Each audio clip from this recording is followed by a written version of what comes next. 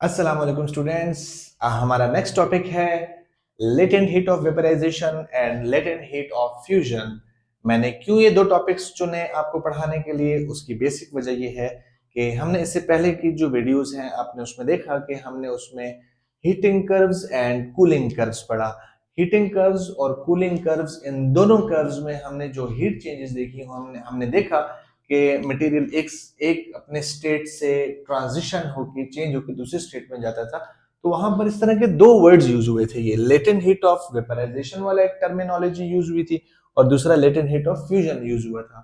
तो मैंने सोचा कि वहां पर चूंकि आप लोगों को शायद क्लियर ना हुआ हो तो मैं अलग से एक वीडियो बना देता हूँ, आपको ये टर्मिनोलॉजी यहाँ पर क्लियर हो जाएगी तो आप इसको इजीली वहां पर अप्लाई कर पाएंगे और एग्जाम में पूछा भी जा सकता है क्योंकि that terminology is actually the part of your syllabus.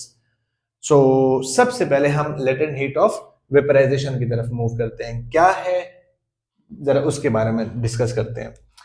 Suppose सबसे पहले मैं आपको डेफिनेशन इसकी बाद में बताऊंगा, पहले हम एक एग्जांपल देखते हैं। एग्जांपल समझ आएगी तो डेफिनेशन शड़क पड़क, पश्तो में कहते हैं शड़क पड़क, तो शड़क पड़क में आपको समझ आ जाएगी। ठीक है, सपोज मेरे पास एक लिक्विड है, सपोज मैं कहता हूं वाटर है, और वो लिक्विड गैस में कन्वर्ट हो जाती है, यानी वाटर वेपर्स बन जाते हैं गैस में।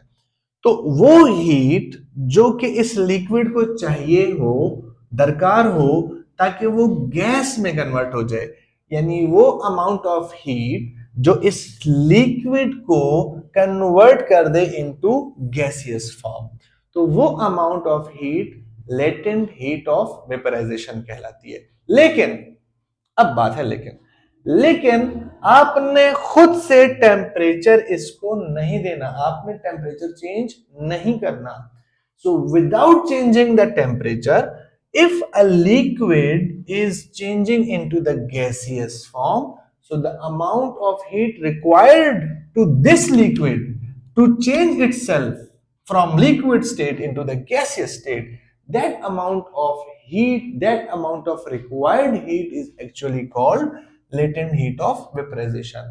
यानी अगर मैं किसी लिक्विड को गैसियस में कन्वर्ट करना चाहूं बगैर टेम्परेचर चेंज किए, टेम्परेचर चेंज नहीं करूंगा, तो वो अमाउंट ऑफ हीट जो इसको चाहिए लिक्विड से गैसियस में बनने के लिए, वो amount of heat latent heat of vaporisation कहलाएगी।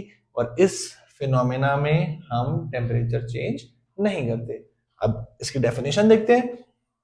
The amount of heat required to change a liquid into gaseous form without changing its temperature, तो वो जो हीट रिक्वायर्ड होती है, वो जो हीट रिक्वायर्ड होती है जब हम किसी लिक्विड को गैस में कन्वर्ट करते हैं, वो required heat actually latent heat of vaporisation कहलाती है। आसान सा है, ठीक है। नेक्स्ट टॉपिक पे आते हैं, लेटेंट हीट ऑफ फ्यूजन क्या चीज है, पहले मिसाल समझेंगे। सपोज मेरे पास आइस क्यूब्स पड़े हुए हैं, आइस क्यूब्स आपको पता है सॉलिड फॉर्म में होती है। आइस क्यूब्स पड़े हुए हैं और ये सॉलिड फॉर्म है, और मैं आइस क्यूब्स को कन्वर्ट करता हूं या इसको मेल्ट करता हूं इनटू लिक्विड फॉर्म या वाटर फॉर्म में। आपको पता है कि आइस क्यूब्स अगर वो मेल्ट होंगी तो वाटर ही बनेगा। तो मैंने एक्चुअली क्या किया, मैंने एक सॉलिड स्टेट को कन्वर्ट कर दिया into the liquid state.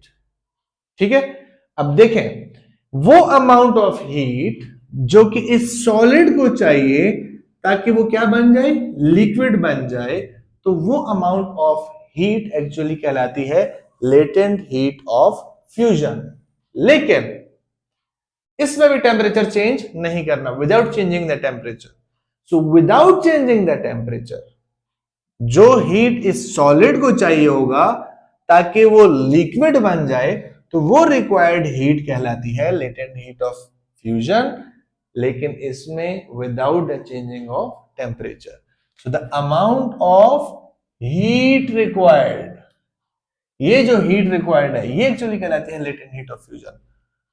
The amount of heat required to change a solid into liquid, लेकिन विदाउट चेंजिंग इट्स टेम्परेचर। मैंने इस आइस की क्यूब्स या जो सॉलिड्स है इनकी टेम्परेचर चेंज किए बगैर अगर मैं किसी सॉलिड को लिक्विड में कन्वर्ट कर पाऊं, तो वो अमाउंट ऑफ हीट जो दरकार होगी, जो रिक्वायर्ड होगी, जो चाहिए होगी किसी सॉलिड को लिक्विड में कन्वर्ट करने के लिए बगैर टेम्परेचर चेंज किए, वो अमाउंट ऑफ हीट रिक्वायर्ड जो है वो कहलाती है latent heat of fusion. I hope so आपको समझ आ गया होगा। बहुत इजी टॉपिक है, मजेदार टॉपिक है। वहां पर चूंकि ग्राफ्स में यूज हुआ है हीटिंग कर्व्स और कूलिंग कर्व्स वाले टॉपिक में, तो शायद वहां पे आपको इतना क्लियर ना हो, तो मैंने कहा पहले अलग से समझा देता हूं। अब चूंकि मैंने अलग से आपको समझा दिया, तो वहां पर जब अभी यूज होंगे तो अब आपके लिए आसानी हो जाएगी। ठीक है, थैंक यू सो मच।